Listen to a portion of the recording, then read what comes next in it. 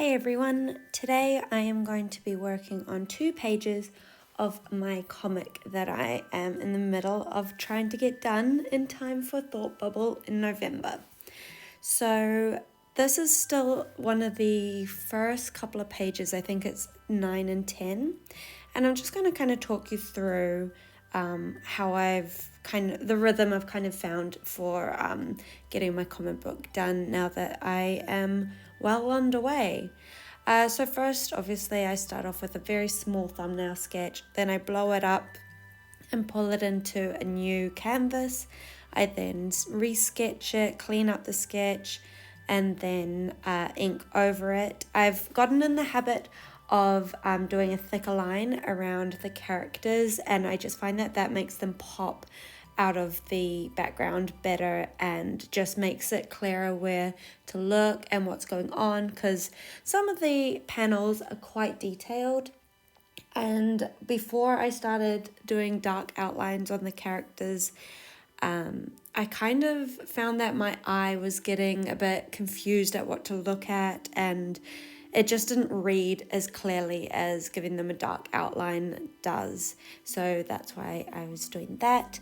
I was thinking about writing all the text in my hand, but I'm glad that I decided to go with this font that looks very similar to Comic Sans, like just the classic font that you usually see in a comic book. And it was so crazy how just doing that suddenly made it feel so, I don't know, like professional or like legit, and that was really exciting to see. Again, I think I even have some pages on YouTube now. A couple of the first pages that I had colored, I'm not going to be able to color it and have it finished in time. And since this is my first ever full comic project, I wanted to be realistic with myself, and so I've gone for just a black and white color tone. It makes it a lot easier. I'm not wasting time trying to pick the right colors or trying to make sure that it reads well. Like when I'm doing the coloring in black and white, I can easily see the values. I can see what pops out, what fades into the background. It's just taking a lot of the thought out of it, which is good because, as I've said a million times, coloring is not really my strong suit at this point. And so the idea of coloring 60, 70 pages, just that's so daunting. I would love to do a colored comic book down the line, but as this is my first attempt, I just needed to, pull back on the reins a little and actually be realistic with what I'm doing. And I also want to finish it in a way that I'm happy with, but also I just want to finish it. Like the more I watched YouTubes and stuff like that about people who'd made comic books, everyone's main advice is just do it, just start, just finish it. Don't go back to the beginning and re-sketch old pages, just get it done. And I'm trying to remember that kind of phrase of finished is better than perfect. Because it's true. Like, I've learned so much. I found that I'm getting way better and faster at drawing just because I've just plowed ahead, even though there are things that I'm like so bad at drawing and some pages have taken me hours. But the more I'm doing it, the faster it's getting. So anyway, now to talk a little bit about the story. Where we are in the story at this point is Margot has just arrived in this house sit that she's doing, and there's weird kind of vibes happening in the house. She's also dealing with a very, very fresh breakup, which she is not processing at all. She's kind of just pushing to the back of her head, and she's just feeling homesick and out of place. And she is just getting the first page you saw me create, she was just getting out of the shower. She had just heard a weird noise, and she's just kind of trying to soothe herself, saying it's an old house. it's going to make weird noises, you're okay, it's all right. And I kind of wanted to use this phrase, you're okay, a lot because is kind of sad as it sounds now, when I was a teenager and was going through like really a lot of anxiety and like pretty heavy depression, I remember so many times like when I was trying to fall asleep or when I was having a shower just to wash the day away, I would kind of repeat to myself like, you're okay, like in this really soothing kind of way that calmed me a lot, really. And it became a bit of a habit that I would do whenever I felt like I was getting too stressed or too overwhelmed. And so I wanted to incorporate that in this, because this, even though it's not, autobiographical at all, and the events are nothing that I have gone through, but a breakup, like a lot of people, everyone almost has gone through a breakup, but like there were aspects of my first ever heartbreak and breakup that really shook me and really stayed with me for a really long time. And so just kind of getting all this sort of personal emotion, even though the story is not the same, but the emotion was real, getting that out on the page has been so cathartic. And I found it really kind of shocking how emotional these things are when you're going through them, and even when you're freshly out of them. And sometimes these feelings can even sit in the back of your mind for months and a year or more after the fact before you are finally free of them. And so just remembering how hectic those feelings were and how consuming they were has been really just kind of sad and upsetting to think back on, almost, because I'm in such a good place. I am so stressful and hectic things still happen. I still get down and stuff like that, but my life is in a spot now that I'm just so grateful for it. I'm so grateful that, not to get dark, but that I'm still here and I'm still living my life. And so it's been really nice, kind of almost feels like through Margot, coaxing my younger self through these very emotional experiences that a lot of us go through. And I think that is something that I would really like people to take away from this when it's finished, is even though it is a bit of a, kind of fantasy story in a way, and definitely fantasy elements and, all that sort of thing, but the heart of it is boiled down to things that you thought were part of you and would be with you forever. Life happens and those things can go or leave or evolve and change in a way that you didn't expect, and you grieve that change, but you come out the other side feeling so much more prepared to take on life, so much stronger in yourself, your identity and your self-confidence just kind of skyrockets, even though the experience can be very draining and you feel like you might not get through it. But the more I talk to friends and family who have also gone through really tough times, breakups included, everyone seems to say I wouldn't want to put myself through that again, obviously, but I also wouldn't remove that from my life, because now I'm on the other side of it. I'm such a better person for it. The glow up I've had and all this sort of thing. And it is true, because I feel that way about myself as well. But it's also nice to acknowledge that when you are going through it, it is truly gut-wrenching. And so I wanted to, in a very short, fast-paced little comic, kind of go through all those stages with Margot about, thinking that you had this person in this life and it was all gonna go swimmingly, and then all of a sudden it falls apart. But by the end of it, that, I don't know, the person or the future idea of your life left in your heart, that hole eventually heals and changes shape. And even if you're given the chance to go back and put what was there back in, it doesn't fit and you don't really want it back. So that's kind of the gist of this. But definitely with, a lot of fantasy elements for sure.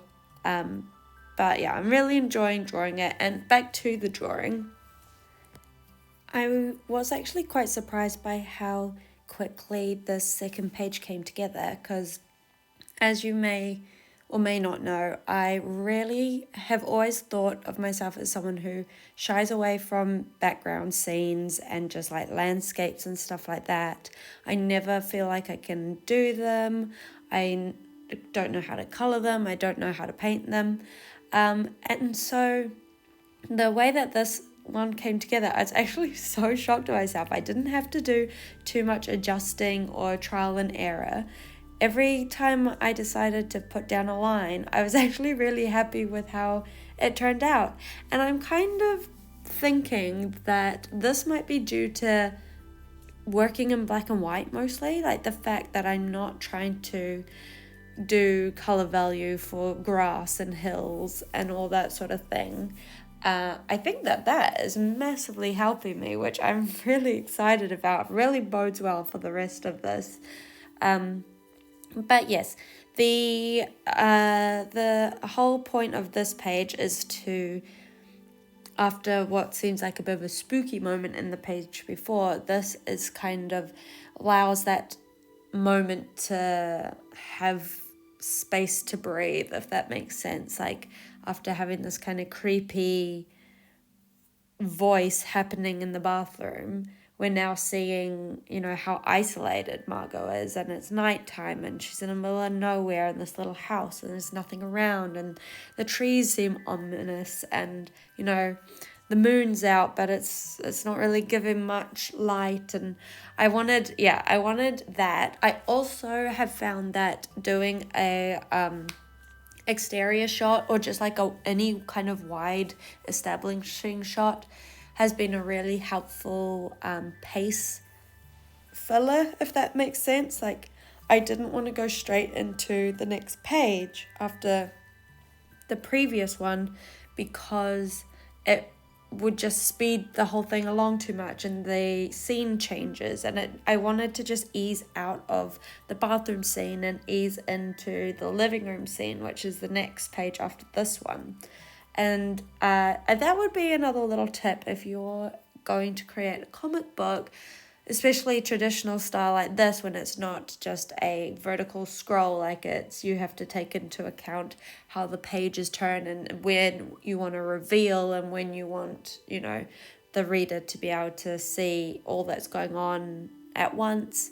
I kind of forgot where I was going with that, but basically just a good pause is easily made through an establishing shot, I think is what I was going to say. And so this was an afterthought, this page, when I was doing tiny little thumbnails of as much of the book as I could sit down and do. I didn't have this shot in it, and it wasn't until I blew all the pages up and kind of imagined it like I was turning the page, and I realized that I needed something that just slows the reader down. You just sit with it a minute, before we go into the next scene. Another thing, I guess, with this is I found it really satisfying because it's really playing on the themes that I love drawing at the moment, which is a little house in the middle of nowhere. This house was based off an actual little house, I guess, or building that I saw when I was in Iceland. It was right on the edge of some huge mountains, and just around the corner from it was like this insane waterfall, but it was just so secluded, and it got me thinking, like, who lives out here? Like, it must be nice, I guess, if you're used to being quite isolated. And and the landscape was gorgeous, but like it kind of had a bit of a scary vibe, like all good during the day, but how alone would you feel at night? It just feels like, maybe that's just me and my fear of the dark and things like that. But yeah, I took a picture of the house. I'm like, I'm going to use this for something because it's such a unique style. I guess it's probably maybe unique to Iceland or maybe like the Nordic countries. I'm not sure.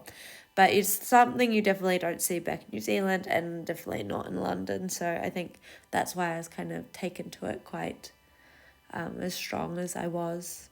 I'm really excited to share the other pages with you guys eventually as well. Obviously, I don't want to put too much on YouTube just because I want to leave the story and like the story beats as a surprise for when you, and if you were to actually read the book. I think that the impact of it is obviously going to be a lot more enjoyable with the whole build up and just the actual story in book form. It makes me so excited to eventually finish and get it printed, because the idea of holding like a printed copy of my own comic book is actually a childhood dream. Like the amount of little comic strips and graphic novels I would try to do as a kid, there were just so many, and obviously it often takes a while to actually have the dedication to do more than a couple of pages. I know some people are like, they're writing comics and getting them finished at such a young age, and it's so impressive. I never had the ability to stick to things that long, so I had a lot of starting pages, a lot of ideas, a lot of characters, a couple of like almost script kind of documents, but this is the first time I've ever gotten anywhere near this far and close to something like properly completed, and it's making me so excited. I'm actually so proud of it, and I'm enjoying that it seems to be the more I like each page I get to, the better the page is, which makes sense because you're more loosened up with the drawing style, and I don't know, it's just more exciting the further you get into a story, because if you're anything like me, the first bit of the story you've thought about and maybe rewritten and maybe redrawn so many times. So it's just kind of like, boring. I feel like I'm still stuck in the same spot. Whereas now we're really getting into areas of the book that I've like written the little script for and done a little thumbnail, but haven't really put much time into the drawing. So it's kind of like, I look ahead at what's coming up next. I'm like, oh, I can't wait to draw that one, or I can't wait to see that page finished. So it's really satisfying. I'm actually so excited for each page. Though I was looking at how many I need to do to have completed, to have the whole thing completed in the next month or two. And your girl has got to be drawing and colouring and completing like 3 pages a day, which is not always possible, unfortunately. So I am a little nervous on how we're gonna go. I'm still feeling like we're just far enough away from November so I still feel kind of comfortable, but I am feeling a bit of that, kick up the ass to make sure I am getting it done. But I think that I'm still not doing it fast enough, which is a bit of a stress. I will say I am nervous. But I was thinking about, like, obviously I want to have this to sell at Thought Bubble. I was thinking, like, what is the backup plan if we can't make the deadline? And I thought maybe I could always do it in, like, 2 issues, and have the first one ready to go for Thought Bubble, and then potentially release the second issue like the beginning of next year, and then if people are really keen on it, they can buy it online. Obviously I'd rather have it all done, because I would love to be able to, have people buy the whole story and enjoy the whole story in one sitting. But we'll see. It's a lot of work. I knew it would be, but I am kind of nervous that I've even still underestimated how much work it is. And do you know my problem is I always build out the story too big. This could have been a way shorter story, but I really struggle with hitting good story beats in a short form way. Like, I don't know how people condense a story so well into like 20 pages or something like that. Like, this is going to be at least 60 to 70 pages, I reckon, which is insane. And this page 10, so, only 50 to go. Yikes. Anyway, this was me just kind of trying to work out how best to show that it's night, because I kind of forgot at first that this was meant to be a night scene, and I colored it like it was a day scene. But I worked out, like, once I made the dark, the sky dark, and put a little moon up. That always helps, so you can't get that twisted. And then I started putting a little moonlight reflection off the ridges and like the highest points of the house. And that, I think, really sells the fact that it's night. And maybe I'll come back and adjust it if I work out a better way to do it down the line. But like I say, I've got a lot to get through, so we're just moving on. Good enough? Good, great. Next one. I'll let you just watch me kind of finish doing this, and then in a second I'll show you the 2 pages together. And in fact, I will, even at the very end, for those who stayed, I will show you the previous couple of pages leading up to this as well. I kind of skipped through them quick, so you'll probably, if you really want to read them and stuff, have a pause. But it's just so satisfying to see all the completed pages together. It feels so proper. All right, here we go.